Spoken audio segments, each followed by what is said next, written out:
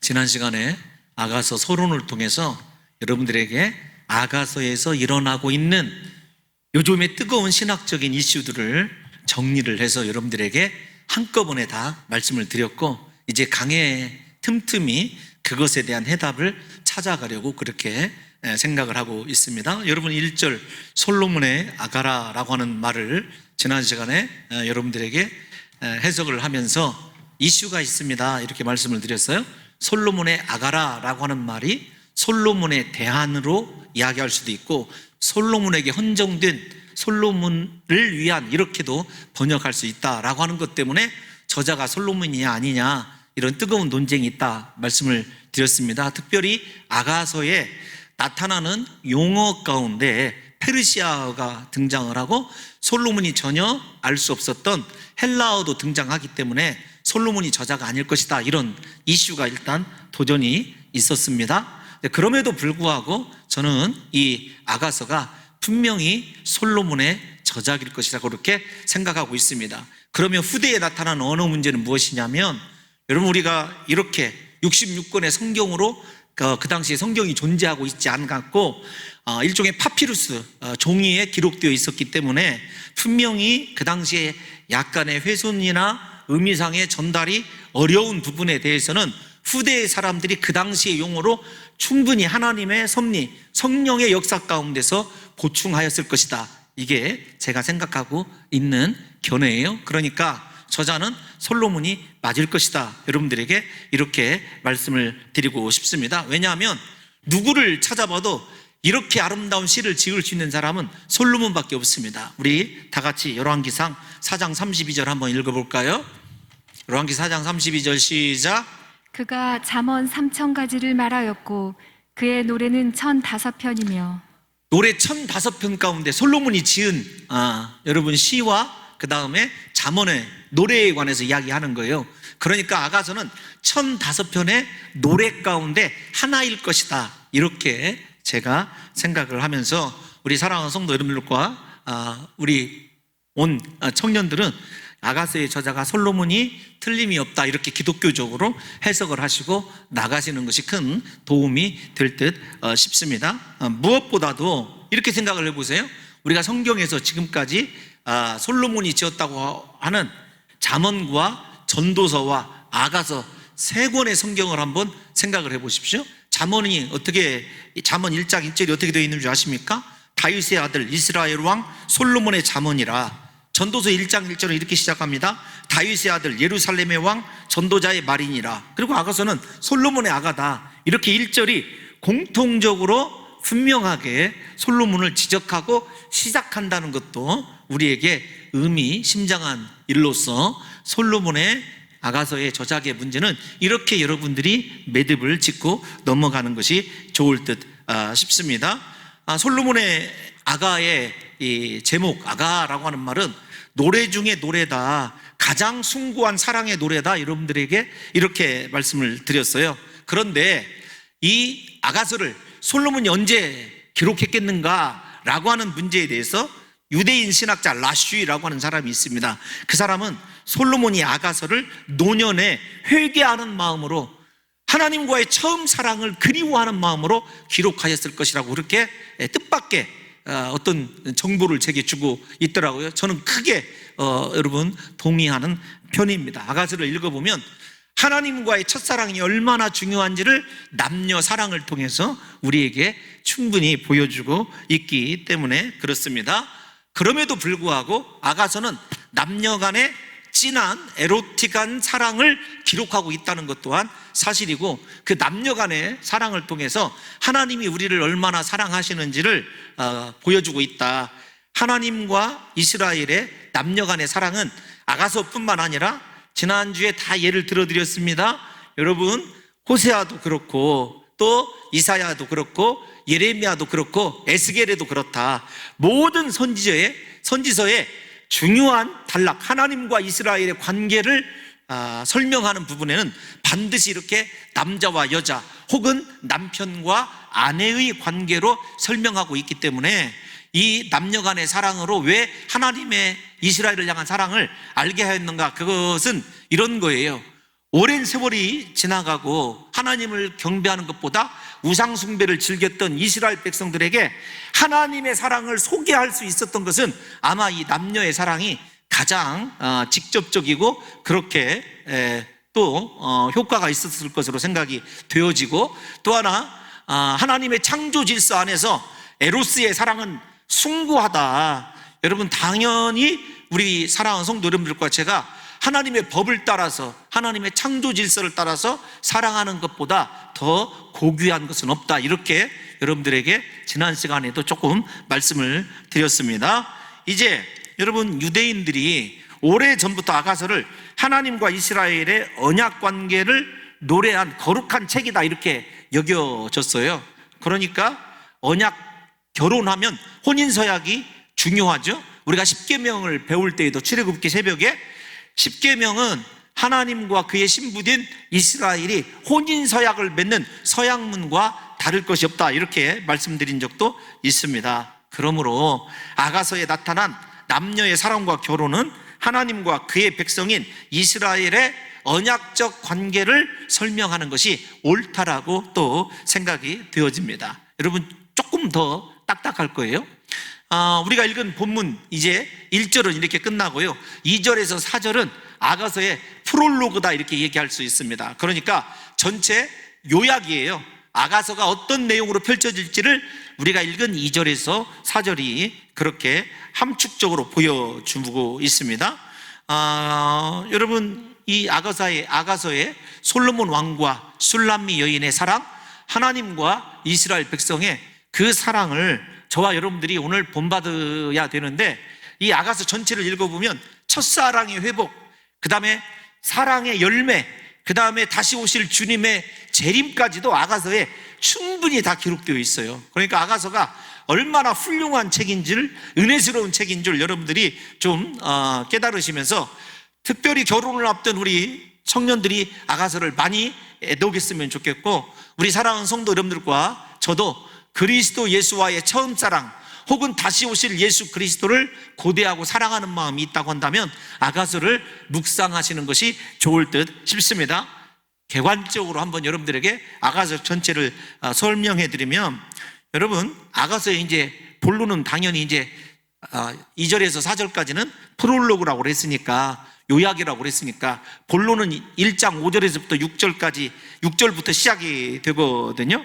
그런데 그 본론의 시작이 이 술람미 여인의 외모를 우리에게 소개하는 것으로 시작이 됩니다. 그리고 그 외모가 그렇게 그 당시에 미모에서 제외되는, 그렇게 부족함에도 불구하고 아가서는 이 여인이 사랑하는 남자를 처음 만나서 서로에 대한 호감을 표현하고, 그 다음에 사랑을 고백하고, 도시와 자연에서 데이트를 즐기고 실드를 쌓고 마침내 결혼을 하고, 결혼하여 한 몸이 되고, 그 다음에 한 몸됨을 통해서 사랑의 절정을 이루고, 그 다음에 그 둘의 사랑이 식어지게 되고, 다시 관계회복을 통해서 첫사랑을 회복하고, 6장에 있는 이야기예요. 그 다음에 여러분, 더욱 깊은 사랑하는 관계로 들어가게 됩니다. 그리고 마지막 장인 8장에서는 이 아가서의 주제시가 결론으로 그렇게 등장하게 됩니다. 다 나중에 하나씩 할 부분이니까 이 부분은 잃어버리셔도 될 것 같습니다. 이렇게 아가서의 전체 내용을 살펴보았고, 이제 요약되는 부분의 시작은 여인의 사랑하는 남자를 향한 뜨거운 사랑 고백으로부터 시작이 됩니다. 여러분, 우리가 2절 말씀을 한번 읽어볼까요? 자, 솔로몬의 아가라, 이렇게 딱 머릿속에 넣어놓고요, 2절 시작. 내게 입맞추기를 원하니 내 사랑이 포도주보다 나음이로구나. 여러분, 이 아가서 2절을 보면서 신학자들이 뭐라고 얘기하냐면 시작 없는 시작이다 그래요. 그러니까 요즘에 아이들이 쓰는 말로 한 방에 훅 들어오는 거예요. 깜빡이도 켜지 않은 채. 아니, 성경이 어떻게 시작할 때 무언가 역사도 소개를 하든지 배경을 소개해 줘야 되는데 곧바로 뜨겁게 입맞춤으로 직진하는 것을 우리 사랑하는 성도 여러분들이 보시게 될 겁니다. 그래서 내게 입맞추기를 원하니 라고 하는 여인의 주도적인 사랑의 간구로 아가서가 시작되고 있는 것을 보게 됩니다.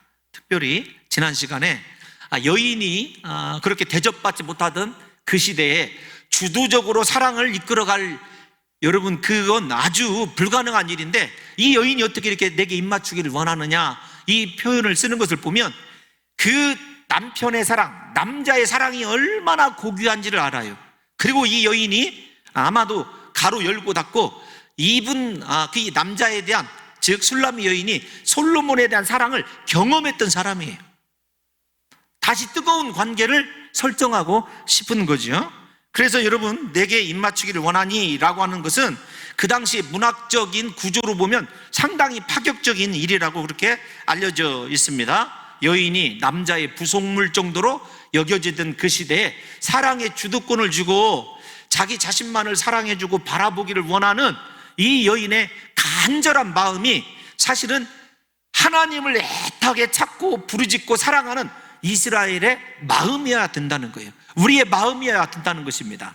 부디 우리 사랑하는 성도 여러분들과 제가 하나님을 이렇게 사모하고 있고 하나님의 뜨거운 사랑을 그토록 간구하고 있는지를 이 시간에 가만히 점검해 봐야 하는 것입니다. 무엇보다도 여러분, 이 여인이 적극적으로 이렇게 사랑을 간구하는 것은요, 이 남자와의 사랑보다 중요한 것은 없기 때문에 그래요. 다시 말씀드리면 하나님의 나를 사랑하시는 그 사랑보다 가치 있고 고귀한 것은 없다라는 것을 깨달았기 때문에 그렇습니다. 그러니까 이 여인이 밑도 끝도 없이 사랑하는 남편에게, 사랑하는 남자에게 자신을 이렇게 사랑해 줄 것을 원하는 이 모습이 우리의 모습이어야 된다니까요. 하나님보다 더 사랑하는 것이 우리들에게 얼마나 이 시대에 많이 있습니까? 세상과 하나님 양다리를 거치고 살아가느라 우리가 영적으로 곤고한데 그러지 않아야 된다는 거예요. 이 순간에 오직 하나님밖에 없습니다. 나는 하나님의 사랑으로 내 모든 것이 다 불태워지기를 원합니다라고 간구하는 이 여인의 사랑하는 솔로몬에 대한 사랑의 간구가 저와 여러분의 것이 되어야 되는 거예요. 뿐만 아니라 이 왕, 솔로몬으로 그렇게 여겨지기도 하고 또 예수 그리스도로 여겨지기도 하는 이중적 의미를 가지고 있는데, 우리가 예수 그리스도를 사랑하는 것이 인생의 최고의 기쁨이다 라고 하는 것을 아가서 서론이 우리들에게 보여주고 있는 것입니다. 특별히 여러분, 입맞춤이라는 단어가 등장하고 있는 것은요, 입맞춤은 가장 친밀한 관계. 여러분, 남녀가 사랑할 때 아무하고나 여러분 입맞추는 것 아니지 않습니까? 사랑하는 사람과 입맞추는 것이죠. 그래서 입맞춤은 가장 친밀한 관계이자 두 번째로 독점적인 관계여야 함을 우리들에게 의미해주고 있습니다. 다시 설명을 해드리면 입을 맞추는 사랑은 신랑 신부밖에 없어야 되죠. 여러분 이해하십니까? 이 말씀을? 그렇기 때문에 하나님에게는 이스라엘밖에 없고 이스라엘에게는 하나님밖에 없어야 됩니다. 마찬가지 오늘날 우리가 정말로 하나님의 정결한 그리스도의 신부라고 한다면 우리에게 하나님밖에 없어요. 내가 입맞출 정도로 사랑하고 좋아하는 것이 하나님밖에 없어야 돼요. 내 신랑 되신 예수 그리스도밖에 없어야 하는 거죠. 다시 질문을 드립니다. 사랑하는 성도 여러분들이요, 여러분 하나님이 그렇게 사랑스럽고 하나님밖에 좋은 것이 없고 하나님과 함께하고 가장 밀접하게 교제하는 것이 내 인생의 유일한 목적이자 즐거움이라고 한다면 그 사람이 아가서에 나오는 술람미 여인과 같이 하나님을 향한 진실한 사랑의 고백을 드리고 있는 성도라고 이야기할 수 있는 것입니다. 사랑하는 성도 여러분들이요, 하나님께서 이 여인의 사랑 이야기와 입맞춤을 통하여 보여주시고자 하는 것은 우리 성도들 또한 오직 하나님과 밀접하고 독점적인 사랑, 하나님만을 원하는 간절한 신앙의 회복을 이 아가서가 우리에게 보여주고 있다는 것입니다. 곰곰이 생각해 보십시오. 지금 나의 신랑은 하나님이신가? 나는 하나님과만 가까이 하고 있는가? 부디 우리 사랑하는 성도 여러분들과 제가 아가서를 통해서 첫 번째 하나님과의 나와의 관계가 어느 정도인지를 한번 점검해 보셨으면 좋겠습니다. 이런 사랑의 관계 속에서 입맞추기를 원하는 우리 2절을 다시 띄워놔 주십시오. 2절에 보면 내게 입맞추기를 원하니 이렇게 얘기하고 있지 않습니까? 여러분 입맞춤의 주도권이 그러면 여자에게 있는 것일까요? 즉 이스라엘에게나 우리에게 있는 것일까요? 하나님에게 있는 것일까요? 지금 이 여인과 그 다음에 솔로몬 왕의 관계에서 가장 중요한 것이 어떤 것이냐면 이 여인이 돌아왔든지 처음을 시작하든지 이 남자에게 강렬한 사랑을, 뜨거운 피 끓는 사랑을 원하는 것은 무엇이냐면 사랑의 주도권이 남자 솔로몬 예수 그리스도에게 있기 때문에 그런 것입니다. 여러분 생각해 보세요. 신부가 지금처럼 아무리 입 맞추기를 원하여도 신랑이 입을 맞춰주지 않으면 그거 허사 아닙니까? 이 여인이 신랑의 입맞춤을 간구하는 데에는 두 가지 의미가 있어요. 사랑의 주도권이 예수 그리스도에게 있고, 또 하나는 반드시 내가 예수 그리스도께 돌아와 그분의 사랑을 요구하면 그분이 나를 다시 사랑해주고 나에게 뜨거운 사랑을 베풀어 줄 것이라고 하는 확신이 이 내게 입맞추라라고 하는 말 속에 포함되어 있다는 것입니다. 사랑하는 성도 여러분들이요, 우리가 예수 그리스도로부터 정말로 밀접한 사랑의 관계를 회복하기를 원하여서 이 시간에 예수님, 내가 예수님만 사랑하기를 원합니다, 예수님 나에게 오시옵소서 간구할 때 주님께서 그분의 주도권적인 사랑을 가지시고 저와 여러분들을 만나주시고 다시 한번 주님과 우리 사랑하는 성도 여러분들이 뜨겁게 사랑을 나누는 역사가 있게 될 줄로 믿습니다. 여러분 분명히 아셔야 돼요. 내가 원하지만 사랑의 주도권은 하나님께 있고 하나님이 반드시 나의 간구에 응답해 주신다는 것을 생각해 보셔야 됩니다. 우리 요한일서 4장 10절 한번 읽어보겠습니다. 요한일서 4장 10절 시작. 사랑은 여기 있으니 우리가 하나님을 사랑한 것이 아니요 하나님이 우리를 사랑하사 우리 죄를 속하기 위하여 화물 제물로 그 아들을 보내셨음이라. 아멘. 아멘. 사랑받을 만한 아무런 자격이 없는 자들을 사랑하신 분이 하나님이시고, 이 여인은 하나님께 그 사랑의 시작을 상기시키면서 다시 한번 그 뜨거운 사랑이 회복되기를 열망하고 간구하고 있다는 것입니다.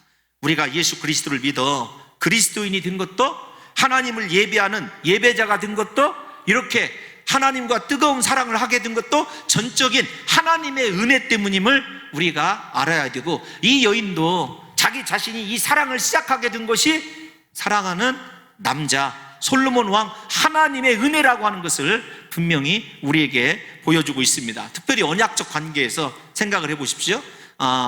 이스라엘 백성들이 이 아가서를 언제 봉독하고 읽는다고 지난 시간에 말씀을 드렸죠? 6월절 절기의 마지막 날, 그러니까 출애굽과 밀접하게 관련이 되어 있는 거예요. 이스라엘 백성들이 애굽에서 400년 동안 잊혀졌다고 생각을 했는데 하나님께 부르짖어요. 하나님이 그들에게 오셔서 그들을 아무런 어떤 대가 없이 구원해 내시는 그 과정을 생각해 보세요. 마찬가지입니다.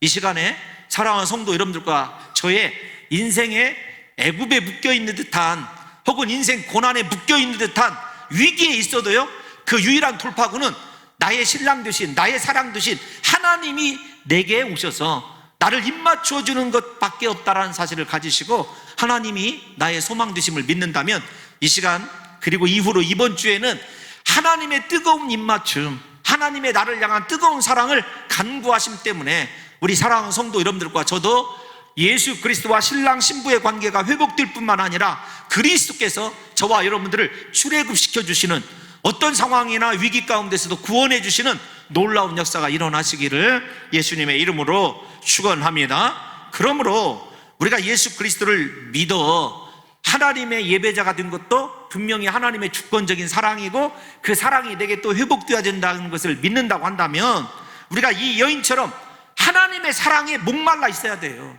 오늘날 크리스찬들의 병이 무엇이냐면 하나님의 사랑과 은혜를 목말라 하지 않는다는 거예요. 하나님 없이도 살 수 있다는 생각이 너무도 팽배해 있는 것 아니겠습니까? 내가 가지고 있는 물질, 내 어떤 사업적인 재능, 내가 가지고 있는 건강이면 다 될 줄 알아요. 천만의 말씀입니다. 그것처럼 교만한 것이 없어요. 그래서 왜 아가서를 지혜 문학이라고 하냐면, 지혜 문학은 지혜는 다른 것이 아닙니다. 하나님과 함께하는 인생이 복이 있는 인생이다, 하나님으로부터 사랑받는 인생이 복이 있는 인생이다라고 하는 것을 가르쳐주는 것이 지혜 문학의 특징 아니겠느냐고요. 그러므로 여러분 인정하셔야 돼요. 나는 하나님의 은혜 없이는, 하나님께서 나를 붙들어 주시고 구원해 주시지 않으면 내 소망은, 내 인생은 아무런 소망이 없다는 사실을 솔직하게 이 여인에게, 이 여인처럼 여러분 그렇게 고백해야 되고, 세상 것 다 내려놓으시고 오직 남자인 이 솔로몬에게 애걸복구를 하듯이요, 사랑하는 성도 여러분들과 제가 하나님께 돌아와 하나님의 옷자락이 찢어질 정도로 매달려야 돼요. 중요한 것 다시 말씀을 드리지만 우리가 하나님을 목말라 하지 않는다는 것이 문제예요. 그래서 아가서를 읽어도 마음에 아무런 감흥이 없어요. 나는 정말로 이렇게 하나님을 사랑해보고 하나님의 사랑을 그토록 간구해 본 적이 있었던가. 지금은요, 하나님을 부르짖어야 될 때예요. 하나님을 사모해야 될 때인 줄로 믿습니다. 여러분, 우리가 다윗을 한번 생각해 보세요. 다윗을 한번 생각해 보면 다윗은 인생의 어떤 순간이든지 하나님을 얼마나 사모했는지 몰라요. 우리 시편 42편 1절에서 2절 다 같이 한번 읽어볼까요? 시작. 하나님이여, 사슴이 시냇물을 찾기에 갈급함같이 내 영혼이 주를 찾기에 갈급하니이다. 내 영혼이 하나님 곧 살아계시는 하나님을 갈망하나니 내가 어느 때에 나아가서 하나님의 얼굴을 배울까? 아멘. 이렇게 하나님을 사모해 보신 적 있습니까? 지난번에 설명해 드렸습니다. 건기 때 사슴에게 얼마나 위험한가. 뭐를 구하기 위하여 자기의 모든 것을 노출시켜야 되거든요. 맹수로부터 자기 자신을 보호할 수 없지만 물 때문에 노출시켜야 되고, 또 사냥꾼에게도 노출시켜야 되는 위기가 있지만 그 마실 물을 건기 때 찾아 헤매는 사슴을 한번 생각해 보십시오. 여러분, 특별히 이 시편 42편은 다윗이 압살롬으로 인하여 피신할 때 쓴 시로 그렇게 알려져 있어요. 화려한 왕궁으로 복귀를 원하는 것도 아니고 압살롬으로부터 벗어날 것도 원하는 것이 아닙니다. 오직 그 고난의 순간에 다윗은 하나님만을 목말라하고 사모하는 것을 생각해 보십시오. 이 여인처럼, 내게 입맞춰 달라고 간구하는 이 여인처럼 내가 하나님의 사랑, 하나님의 은혜, 하나님의 능력을 그토록 사모하고 있는지를 한번 생각해 보자고요. 요즘에 신앙생활의 가장 큰 이 위기가 무엇이냐면 매너리즘이에요.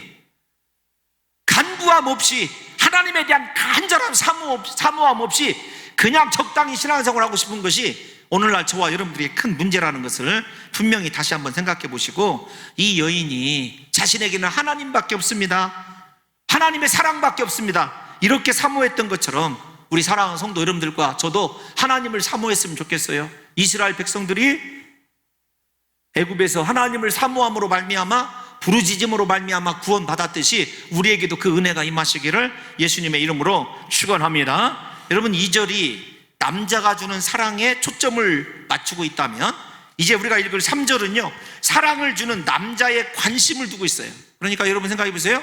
남자의 사랑을 요구하는 그 여인의 처절함이 2절 속에 있다면, 사랑의 대상인 그 남자의 심정이 어떤 거냐, 우리 3절을 다 같이 한번 읽어보겠습니다. 시작. 내 기름이 향기로워 아름답고 내 이름이 쏟은 향기름 같으므로 처녀들이 너를 사랑하는구나. 여러분, 인칭이 바뀌는 건 히브리 문학에서 환용법이라고 합니다. 그러니까 또 다른 사람이 등장하는 것이 아니라 상대방과 등장하는 인물은 세 부류예요. 여인과 왕이라고 지칭되는 솔로몬, 그 다음에 예루살렘의 처녀들, 그러니까 일반적인 성도들. 사랑의 상대는 딱 한 사람이에요. 처녀들이 너를 사랑하는구나. 온 사람들이 솔로몬을 사랑해요. 그런데 솔로몬과 입맞출 수 있는 여인은 처녀들 가운데 이 여인이 유일합니다. 여러분, 4절도 한번 가볼까요? 4절도 미리 갔다 올게요. 자, 처녀들이 너를 사랑함이 마땅함이라. 시작. 네, 맞아요. 다시 마지막 부분 시작. 처녀들이 너를 사랑함이 마땅하니라. 이 여인도 인정을 해요. 모든 처녀들이 이 남자 내라고 치는데 2인칭이 갑자기 3인칭으로 바뀌는 이것이 여러분 어떤 의미를 가지고 있느냐, 다시 말씀을 드리지만 이 여인이 이 남자적 입장에서 남자를 생각해 보면 남자가 얼마나 위대한 사람인지를 3절에서 우리에게 이야기해 주고 있습니다. 다시요. 모든 사람들이 솔로몬 왕을 사랑하지만 그 솔로몬 왕의 아내가 되어서 입맞추게 될 여인은 한 사람입니다. 마찬가지예요. 우리가 예루살렘 딸들을 일반적인 성도라고 생각을 해보십시다. 우리가 하나님 사랑하고 똑같이 하나님 앞에 영광스러운 삶을 살기를 원하지만 하나님께 정작 아내로 선택받을 사람은 어쩌면 극소수일 수 있다는 얘기예요. 그런데 여러분, 2절을 조금 띄워놔 주시면 이 죄송합니다. 3절을 띄워놔 주세요. 남자에 관한 이 사랑을 이야기할 때 이렇게 얘기합니다. 내 기름이 향기로워 아름답고, 기름이 향기롭다, 아름답다. 그 다음에 내 이름이 쏟은 향기름 같다, 이렇게 얘기를 하고 있어요. 그러니까 이름과 기름이, 이름을 두고 기름이 양쪽에서 이름을 감싸고 있는 그런 형태예요. 여러분, 고대 근동에서 먼저 우리가 생각해야 될 것, 이름을 생각해야 됩니다. 이름은요, 호칭의 기능만 하는 것이 아닙니다. 한 개인의 존재적 본질과 맞닿아 있어요. 그러니까 참 어렵네요, 설교 자체가. 제가 쓰면서도 참 우리 성도들에게 또 고통을 주는구나. 이름이 그냥 홍성인 하면 이름 부르는 것으로 뜻하는 것이 아니라, 여러분 이렇게 생각을 해보십시다. 지난번에 우리 그 교역자들하고 우리 집사님 댁에 이렇게 봉동 커피숍에 그렇게 커피를 이렇게 한잔하러 오래간만에 같이 갔어요. 그런데 이렇게 저 옆에 이렇게 앉아있는 테이블에 남자 3분이 앉아 있었어요, 손님이. 그런데 그 사람이 얼마나 저를 잘 아는지 몰라요. 제가 옆에 앉아 있는데 봉동 중앙교 홍성인 목사 쭉쭉쭉 얘기를 하는 거예요. 제가 깜짝 놀랐어요. 그래서 제가 아는 사람인가 이렇게 쳐다봤는데 전혀 모르는 사람이에요. 여러분, 그거 조금 소름 끼치잖아요? 옆에 앉아 있는데 마치 저를 아주 잘 알듯이 굉장히 얘기를 하는 거예요. 김진 목사도 저도 놀래가지고 바로 마스크 쓰고 나왔습니다. 근데 여러분 생각해 보세요.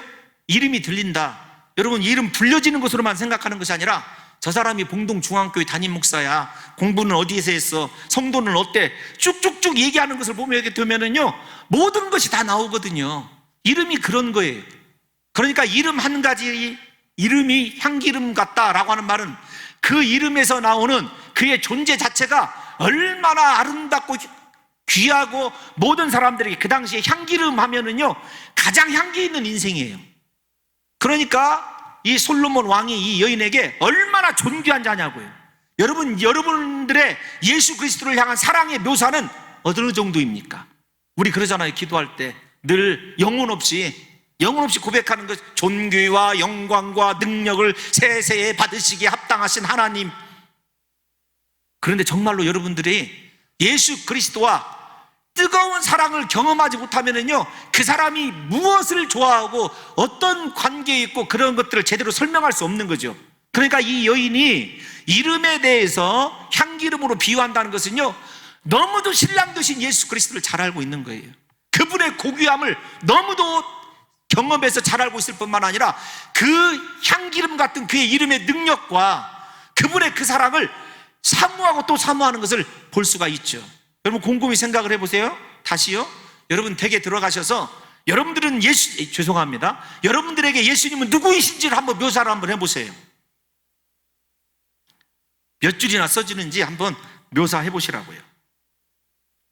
여러분 생각해 보세요.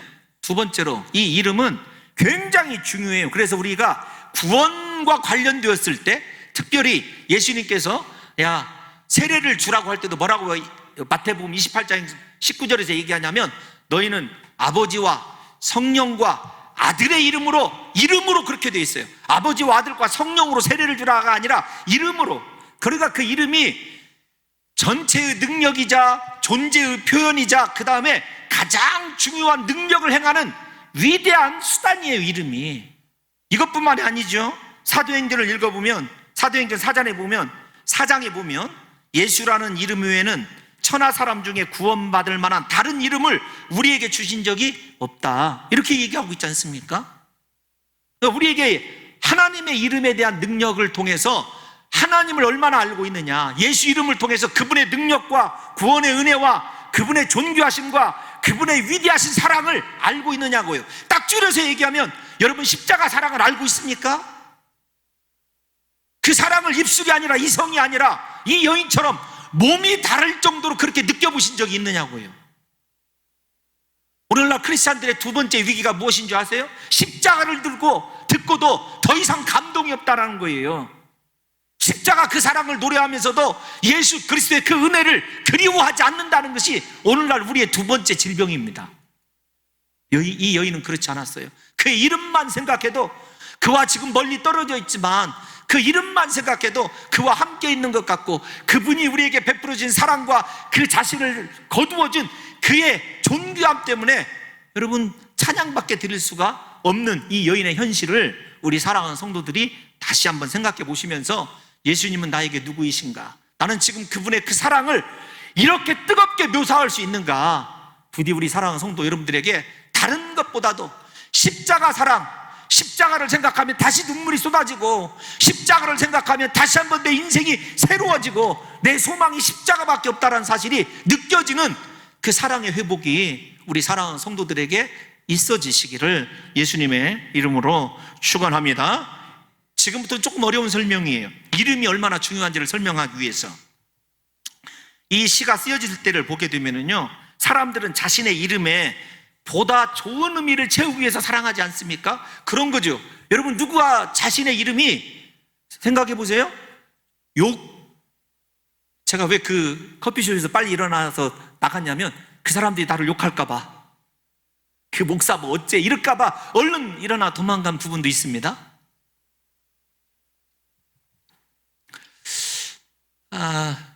쉽게 설명을 할 수 있으면 좋을 텐데, 우리가 이 세상에 태어날 때 이름을 왜 져줘요? 이름을 왜 지어줍니까? 그 이름값 하라는 거 아니에요? 그 이름대로 최소한 되라라고 생각하는 것 아니겠습니까? 그러니까 이름은 기대예요, 기대. 한 사람의 기대입니다. 그런데 이 시가 쓰여져 있을 때 태어나는 아기는 이름이 있지만 이름값을 못한다고 생각을 했어요. 왜냐하면 그 이름에 걸맞는 일을 한 번도 한 적이 없기 때문에. 그런데 그 이름의 완성을 어느 때로 보냐면 죽을 때로 봐요. 그 사람이 이름과 함께 고대 근동의 사고에 영생한다, 이렇게 생각을 하고 있어요. 어떤 거냐면, 그 사람은 죽고 없어지지만 그 사람이 어떻게 생각했느냐라고 하는 것은 우리에게 아주 치열한 거거든요. 여러분, 우리의 기억 속에 제가 이런 생각이 들더라고요. 얼마 전에 우리 장로님들과 대화를 하면서 한 장로님이 어떤 목사님은 어땠고, 어떤 목사님은 어땠고, 어떤 목사님은 어땠고, 약 4분의 목사님을 추려서 얘기를 하더라고요. 야, 이거 목회 잘해야겠다, 이런 생각도 하면서 아무 사심 없이 정말로 질문을 한번 드리고 싶었어요. 장로님은 그분들의 목사님에게 어떤 사람으로 혹시 기억되고 있는지 한번 거꾸로 생각해 보신 적이 있느냐. 그런데 그 말을 직접 못 여쭤봤습니다. 왜냐하면 이게 좀 오해가 될 수도 있겠구나라는 생각이 들더라고요. 저 자신도 마찬가지예요. 우리 성도들에게, 우리 장로님들에게 나는 어떤 목사로 인식되고 기억될까? 제가 없었을 때요, 사라져 버렸을 때. 그런데 이름은 영원하거든요. 인생이 그래서 소중해요. 죄송하지만 여러분, 누구누구 집사 소천에서 없는 것 같지만 나중에 보면 다 이게 또다시 회자되거든요. 그래서 이름을 고대 근동의 사람들은 영원한 것, 이렇게 생각을 했어요.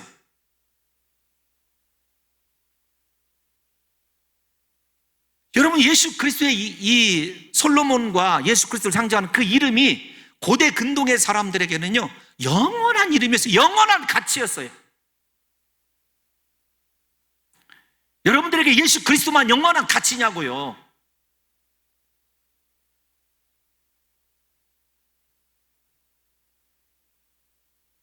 그래서 이 여인의 사랑은요, 눈에 콩깍지가 씌어서 시작된 눈먼 사랑이 아닙니다. 사랑을 경험하고 은혜를 경험을 하고, 그분만이 영원하고, 그분의 이름만이 나를 구원할 수 있고, 그분의 이름만이 나에게 능력이고, 그분의 이름만이 내가 영원히 추구할 것이라고 하는 놀라운 은혜를 향기름에다가 표현을 하고 있는 것입니다. 뿐만 아니라 그분의 이름이 향기로운 기름이다, 이 부분을 기독교적인 해석에서는요, 모두 다 예수 그리스도의 십자가 보혈로 이해를 해요. 그러니까 예수 그 이름, 나는 말할 수 없네, 우리 찬양도 부르지 않습니까? 그 이름을 생각할 때 가장 깊게 생각하는 것이 어떤 것이냐면, 나는 그분의 보혈로 구원받았다. 예수 그리스도의 이름을 생각할 때 구원의 능력과 십자가의 은혜를 생각하는 것 당연히 아닙니까? 그래서 향기름을 보수적인 입장에서는 언제나 늘 성령을 생각을 하고 그분의 십자가 보혈을 생각하는 것 아니겠느냐고요. 그래서 십자가에서 나를 위하여 몸을 깨뜨려 피 흘리신 예수 그리스도의 보혈의 향기가 죽음의 냄새, 사망의 냄새를 생명의 냄새로 바꿔놓고 있다라고 이 여인이 찬양하고 있다, 이렇게 은혜스럽게 해석을 해놓았어요. 맞는 것 같더라고요. 여러분, 우리 고린도후서 2장 14절에서 16절을 한번 읽어볼까요? 고린도후서 2장 14절에서 16절 시작. 항상 우리를 그리스도 안에서 이기게 하시고 우리로 말미암아 각처에서 그리스도를 아는 냄새를 나타내시는 하나님께 감사하노라. 우리는 구원받는 자들에게나 망하는 자들에게나 하나님 앞에서 그리스도의 향기니 이 사람에게는 사망으로부터 사망에 이르는 냄새요 저 사람에게는 생명으로부터 생명에 이르는 냄새라. 누가 이 일을 감당하리요. 아멘. 아멘. 사랑하는 성도 여러분, 우리 저 말씀이 그 예수 그리스도의 이름을 향기로 이야기했을 뿐만 아니라 그 향기로 물든 우리의 삶이 어떠해야 되는가, 그 처녀의 삶이 어떠해야 되는지를 우리에게 이야기해주고 있다는 것입니다. 부디 다시 14절로 한 번만 돌아가 주세요. 고린도후서 2장 14절로 가보면 항상 우리를 그리스도 안에서 이기게 하시고 우리로 말미암아 각처에서 그리스도를 아는 냄새를 나타내시는, 여러분 이 표현과 지금 아가서의 표현이 흡사해요. 예수 그리스도가 나의 영원한 존재이고 그분의 사랑 안에서 살아간다면 나를 통해서 그리스도의 향기가 여러분 널리 퍼져야 되는 것 아니겠습니까? 저와 여러분들이 정말로 그리스도의 신부라고 한다면 내 삶을 통해서 그 향기름 같은 예수 그리스도의 십자가 보혈의 은혜와 그 이름의 능력이 전파되어야 한다는 거죠. 이제 마지막 여러분 한 3분만 더 할게요. 죄송합니다. 길어서 4절 말씀 한 번만 마지막으로 읽어보겠습니다. 4절 시작. 왕이 나를 그의 방으로 이끌어 들이시니 너는 나를 인도하라. 우리가 너를 따라 달려가리라. 우리가 너로 말미암아 기뻐하며 즐거워하니 내 사랑이 포도주보다 더 진함이라. 처녀들이 너를 사랑함이 마땅하니라. 아멘. 여러분 곰곰이 생각을 한번 해보십시오. 우리에게 나를 그의 방으로 이끌어 들이시니 입맞춤보다도 훨씬 더 은밀한 사랑을 원하고 있지 않습니까? 1:1 사랑을 원해요. 하나님 나만 좀 바라봐 주세요. 예수 그리스도 나만 좀 바라봐 주세요. 그런 뜻 가지고 있는 것 아니겠습니까? 앞에서 계속 말씀드리지만 너는 나, 이건 환용법이라고 말씀을 드렸어요. 그러니까 일반적인 그냥 지칭에 혼자 독백을 하면서 우리가 너를 따라 달려가리라. 우리가 너로 말미암아 기뻐하며 즐거워하니 네 사랑이 포도주보다 더 진함이라. 여러분 오늘 제목이 포도주보다 더 나은 사랑이거든요. 여러분 이거 생각해 보세요. 이 말씀을 다시 이야기를 해드리면 사랑하는 주님에게 자신을 침실, 즉 약속의 땅 가나안으로 데려갈 것을 호소하고 있는 이 이스라엘 백성들의 모습이라고 유대인들은 해석을 하고 있습니다. 기독교적인 해석에서도요 별반 다르지 않아요. 그리스도와의 완전한 연합을 갈망하고 있는 거예요. 내가 예수님과 완전히 연합하고 싶습니다. 그런데 이 부분을 설명을 할 때요 이렇게 설명을 하더라고요. 참 재밌어요. 어떤 거냐면 앞에서 이 솔로몬이 지은 성경이 몇 권이라고요? 3권이 있습니다. 잠언, 전도, 아가서. 그런데 이것을 성소로 빗대어서 설명을 하더라고요. 성소는 어떻게 이루어져 있죠? 성소, 지성소, 그 다음에 지성소, 성소, 그 다음에 뜰, 이렇게 이루어져 있거든요. 그래서 잠언은 거꾸로 일반적으로 성전의 뜰이에요. 그 다음에 전도서는 성소를 이야기하고 아가서는 내밀한 은밀한 곳에서 이루어지는 하나님과의 완전한 연합, 그래서 지성소로 그렇게 해석을 하더라고요. 아주 은혜를 받았습니다. 우리 사랑하는 성도 여러분들이요, 아가서는 지성소에서 왕이신 예수 그리스도와 그의 신부인 우리가 뜨거운 사랑을 나누는 거예요. 그곳에서는요 못할 일이 없는 거죠. 못할 이야기가 없는 거고. 여러분 무슨 말 하고 있는지 이해가 가시죠?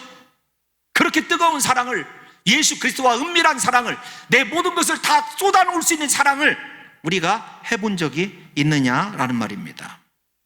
사랑하는 성도 여러분, 왕이신 예수님과 1:1로 사랑의 연합을 이루며 은밀하고 복된 교제를 이루는 것이 우리 기독교 신앙의 본질 아니겠습니까? 특별히 여기 이끌어 들이시니라는 표현은요 주님께서 사랑하시는 그의 신부인 성도를 말씀과 성령으로 주님 품으로 인도하시는 변함없는 사랑을 얘기해요.